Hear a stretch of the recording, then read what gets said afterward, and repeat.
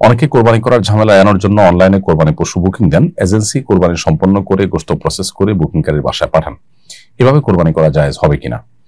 উত্তর হলো, প্রথমত কোরবানি করাটাকে ঝামেলা মনে করা অনুচিত।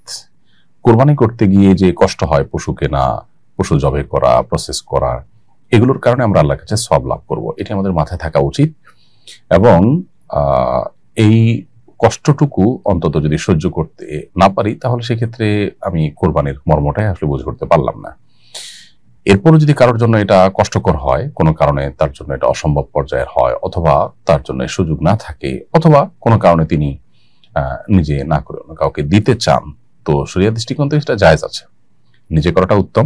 নবী সাল্লাল্লাহু আলাইহি ওয়াসাল্লাম যে প্রশ্নে যে জবাই করেছেন, কিন্তু যদি আপনি কোনো এজেন্সিকে দিতে চান, কোনো ব্যক্তি বা প্রতিষ্ঠানকে দিতে চান, সেটা জায়েজ আছে। তবে শর্ত হলো, যে ব্যক্তি বা এজেন্সিকে দায়িত্ব দিবেন, যে তাদেরকে টাকা দিলেন, আপনার পক্ষ থেকে উপযুক্ত পশু, যেটা দিয়ে কোরবানি বিশুদ্ধ হবে, সেরকম পশু কিনে শরিয়া যেভাবে বলেছে সেই যথা নিয়মে কোরবানি করে আপনার কাছে গোশত পাঠিয়ে দিবে, অথবা আপনার অনুমতি সাপেক্ষে গরিব দুঃখীদেরকে কোরবানি গোশত দিয়ে দিবে। এরকম কোনো ব্যক্তি বা প্রতিষ্ঠানকে প্রতিনিধি হিসাবে নিযুক্ত করা সম্পূর্ণ জায়েজ রয়েছে।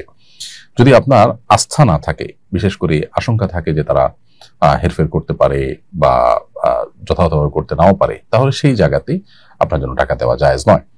কোরবানি অন্য কোনো ব্যক্তির মাধ্যমে, কোনো এজেন্সির মাধ্যমে করা জায়েজ আছে। আজকাল বাণিজ্যিকভাবে এরকম বহু এজেন্সি চালু হয়েছে, যারা মানুষের কাছ থেকে কোরবানির টাকা নেন এবং কোরবানি করে তার গোশত প্রসেস করে যথানিয়মে বাসায় পাঠিয়ে দেন। তারা শরিয়াকে মেনে করবেন, এ বিষয়ে যদি আস্থা থাকে বা এরকম কোনো শরিয়া বোর্ড থাকে যাদের তত্ত্বাবধানে এটা করা হয়ে থাকে, তাহলে এরকম জায়গায় কোরবানির টাকা জমা দেওয়া জায়েজ আছে। এক্ষেত্রে একাধিক শরিক, একটা গরুতে একাধিক ব্যক্তি যদি শরিক থাকেন, তাহলে সেক্ষেত্রে তাদের পরস্পরকে না চিনলেও কোরবানির কোনো অসুবিধা হবে না ইনশাআল্লাহ তাআলা।